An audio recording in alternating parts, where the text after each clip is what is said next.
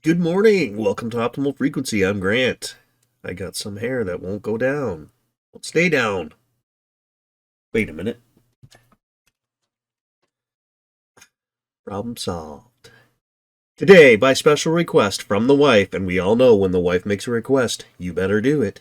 We're going to talk about the Bermuda Triangle. How's that for you? Bermuda Triangle.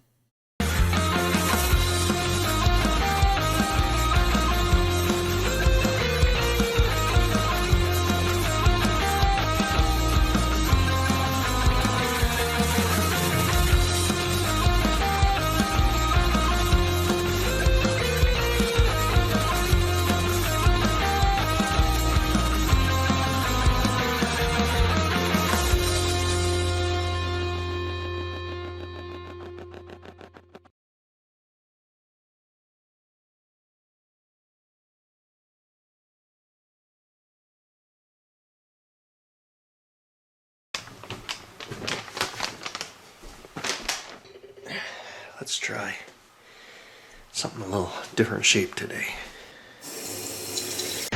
Good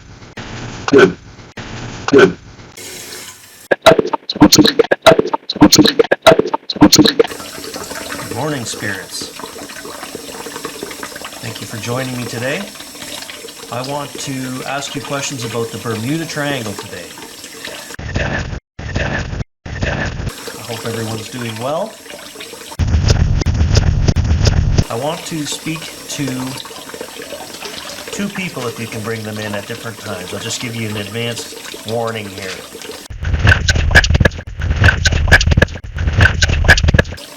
Let's see.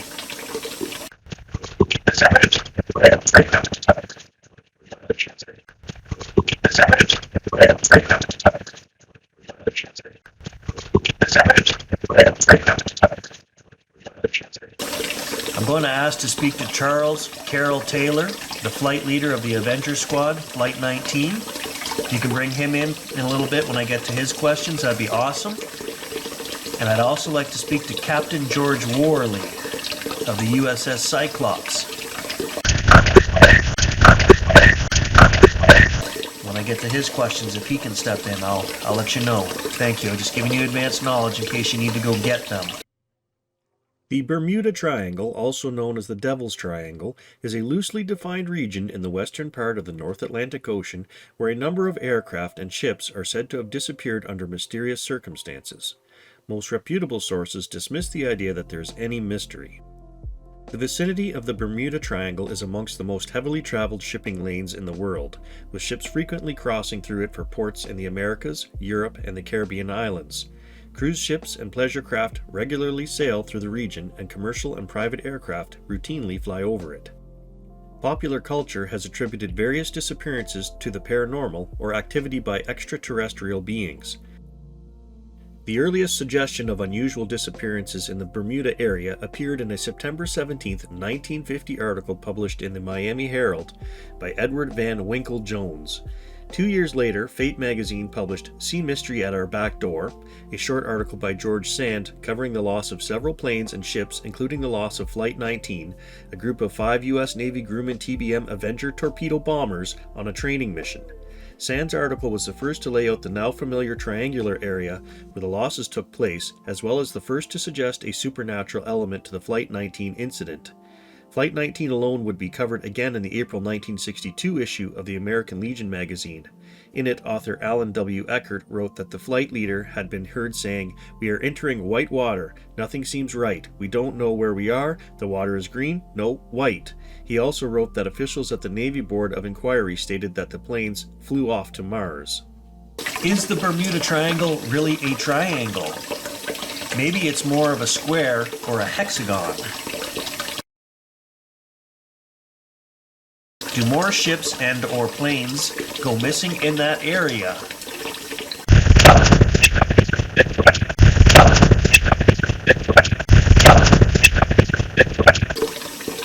Is that just due to the high volume of traffic in that area?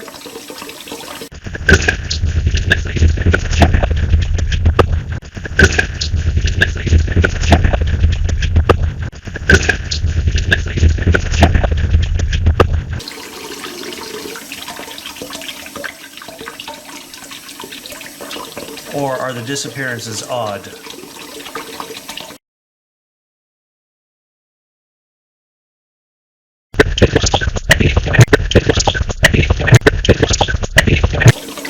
Do any of the disappearances have anything to do with paranormal or extraterrestrials?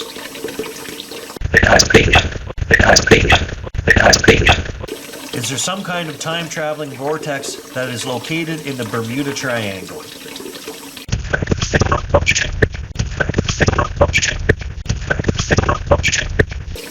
If there is, does it account for any of these disappearances?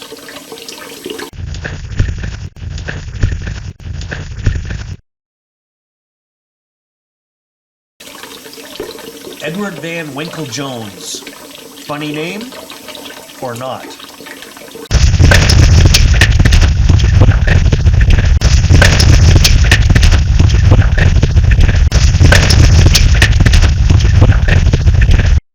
Okay, so I just want to explain this next response the way I break it down. So I'm asking them questions, and then I decide, well, I want to talk to the captain of Flight 19, but I forget the captain's name, so I got to turn to my sheet at the time, and it probably took me 15 seconds to find it. Well, while I'm looking for the captain's name, these voices are talking in the background. The one voice says, he's doing stuff. Bring him back, I think it says. Then the middle voice says something about he's cheating, which I think they're talking about me cheating, looking on the sheet for the captain's name. And then the last voice says, find him, because they know I'm looking for him.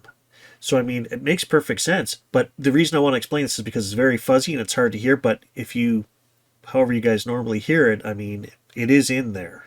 So I'm just including it for proof, for evidence. Okay, so I'd like to speak to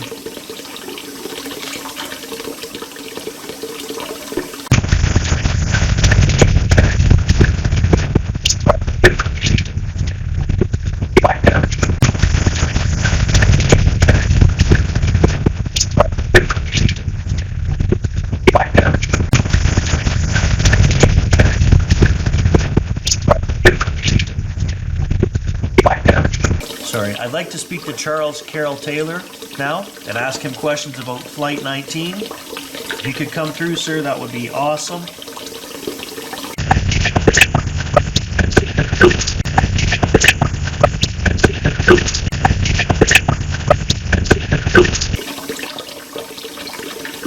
What happened to your squadron?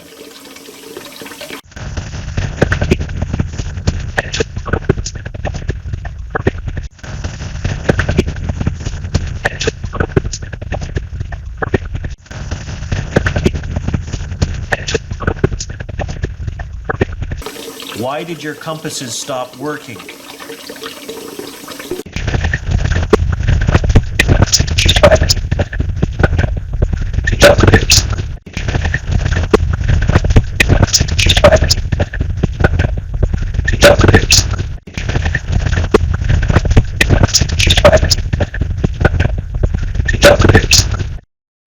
Okay, this is amazing stuff, okay? The last three questions, which I don't know when I'm standing at the sink because I can't hear their responses, right? They're telling me, he's not here. We're going to go get him. And then they're saying they messaged the pilot. Okay, we're talking to a captain of this flight squadron, and they've messaged him. They clearly say pilot. So, I mean, this is indisputable proof. But not only that, I want to say, because these naysayers keep saying I'm not talking to anybody. I'm making this up. It's pareidolia. You know, I'm hearing what I want to hear. I'm not painting this picture because I think I'm actually talking to him at the sink. In my mind, I think, okay, well, he's probably there answering me, right? So I'm going to ask him some questions. This narrative is nothing like I imagined. And then they say they're messaging him and they're sending him, I don't know if they're sending him like mental pictures. So, I mean, I got a great imagination, but this one's not mine, baby. This is all the spirits. What was it like to fly one of those Avengers?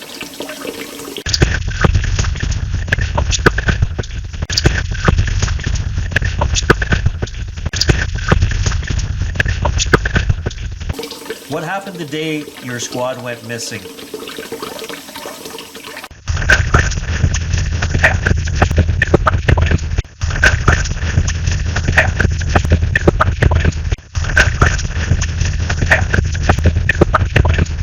Was Was there pilot error involved?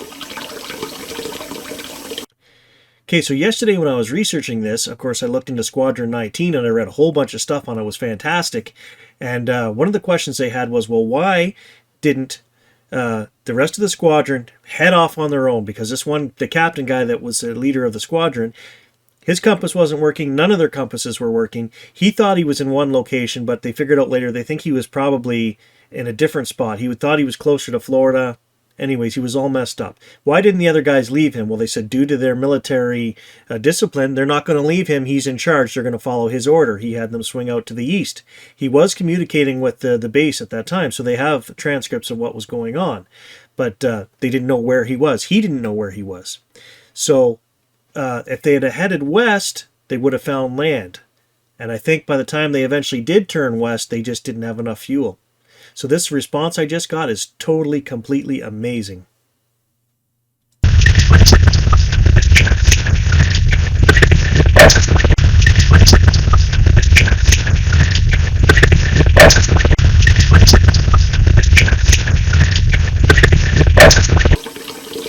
Did you crash into the sea, or did you go through some kind of portal?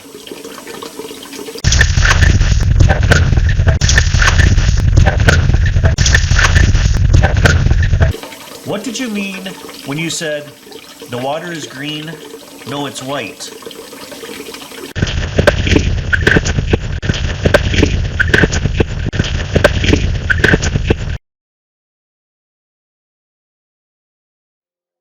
Compass problems are one of the cited phrases in many triangle incidents. While some have theorized that unusual local magnetic anomalies may exist in that area, such anomalies have not been found.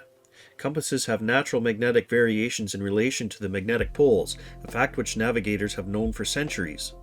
Magnetic compass north and geographic true north are exactly the same only for a small number of places. The Gulf Stream is a major surface current that originates in the Gulf of Mexico and then flows through the Straits of Florida into the North Atlantic. In essence, it is a river within an ocean, and like a river, it can and does carry floating objects. It has a maximum surface velocity of about 2 meters per second. A small plane making a water landing or a boat having engine troubles can be carried away from its reported position by the current. A powerful downdraft of cold air was suspected to be a cause in the sinking of Pride of Baltimore on May 14, 1986. The crew of the sunken vessel noted that the wind suddenly shifted and increased velocity from 32 kilometers an hour to 145 kilometers an hour.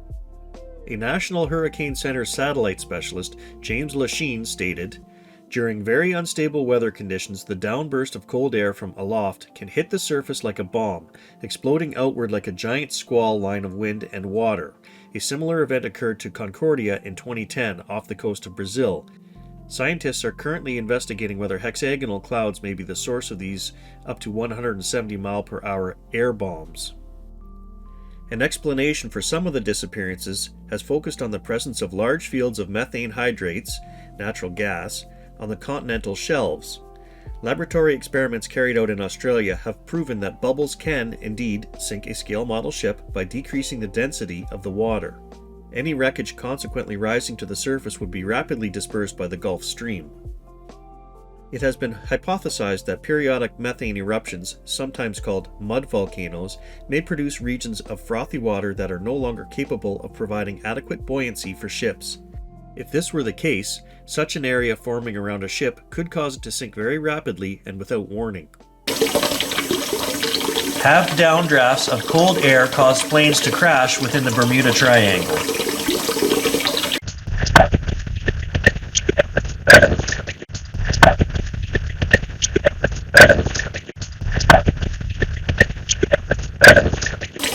Have these so-called air bombs sunk any watercraft within the triangle?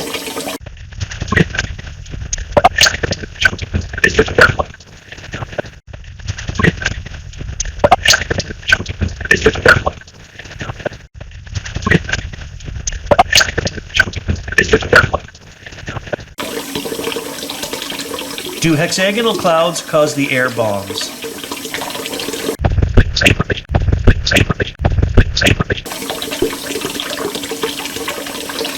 Do the fields of methane gas cause enough bubbles to sink a ship?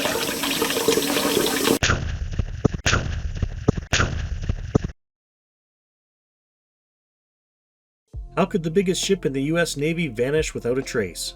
This was the question on many people's minds in March 1918, when an enormous collier, the USS Cyclops, disappeared on a voyage between the West Indies to Baltimore. A century on, it's no closer to being answered. The Cyclops was nearly 550 feet long with a crew of 306 people and around 11,000 tons of manganese aboard. She had been sailing successfully since 1910, traveling between the Baltic Sea, the Caribbean, and Mexico, and assisting with moving coal around the world and helping refugees. But in 1917, when America entered World War I, Cyclops became a key naval asset, transporting troops and coal to fuel other ships all over the world. In March 1918, the ship was given a new cargo, tons and tons of dense manganese ore used in steelmaking. She left Brazil loaded up with the brittle metal, then voyaged to Barbados to resupply for the long journey home to Baltimore. The last known message from the ship said simply, "Weather fair, all well." But on the 9-day journey, something went awry, and no one from the ship was ever seen or heard again, vanishing without even an SOS. In a feature published a couple of years after the ship's disappearance, Santa Fe magazine described the strangeness of the disappearance. Usually a wooden bucket or a cork life preserver identified as belonging to a lost ship is picked up after a wreck, but not so with the Cyclops. She just disappeared as though some gigantic monster of the sea had grabbed her, men and all, and sent her into the depths of the ocean, and the suddenness of her destruction is amplified by the absence of any wireless calls for help being picked up by any ship along the route. Throughout the decades, there have been a flurry of sometimes sensational theories about the ship's disappearance, as one among more than 100 ships and planes to have mysteriously disappeared in the so-called Bermuda Triangle. Was the ship eaten by some beast of the deep, carried off as evidenced by UFOs, or simply scuppered by a storm? Okay, so now I'd like to speak with Captain George Worley, who's the captain of the USS Cyclops.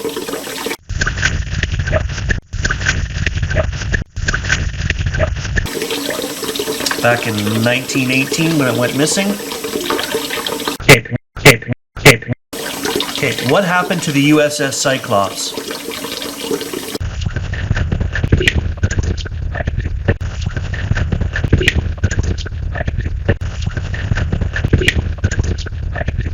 Rumor has it that you are a hard taskmaster, sir. Are you harder than most captains?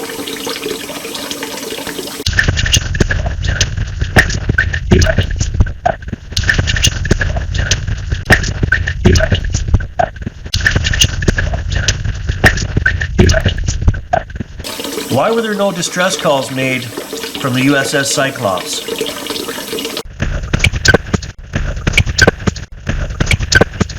Did the heavy load of manganese play a role in what happened that day?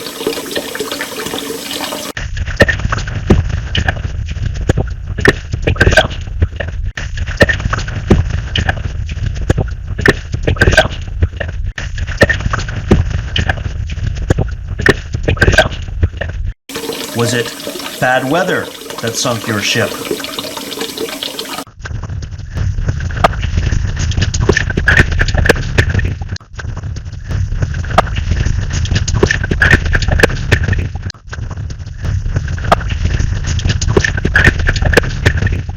Do you have any naval advice for us, sir?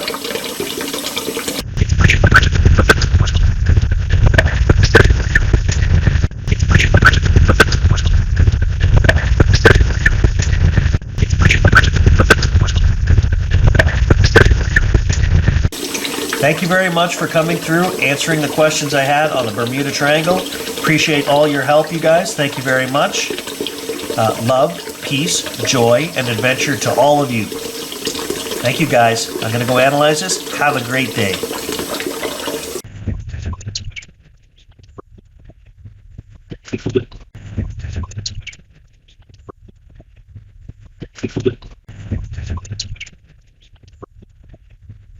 Thank you.